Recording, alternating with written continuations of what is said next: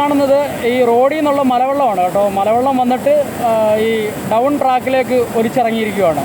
Down ട്രാക്കിൻ്റെ down സൈഡിൽ, അതായത് right സൈഡിൽ ട്രാക്കിൻ്റെ ബലാസ്റ്റ് മൊത്തം പോയിട്ടുണ്ട്. ഈ ബലാസ്റ്റ് പോയിട്ട് താഴെ ഒഴുകി പോയിട്ട് അപ്പിലേക്കുള്ള ട്രാക്കിൽ, ആ ട്രാക്കിലാണ് മൊത്തം ബലാസ്റ്റും പോയേക്കുന്നത്.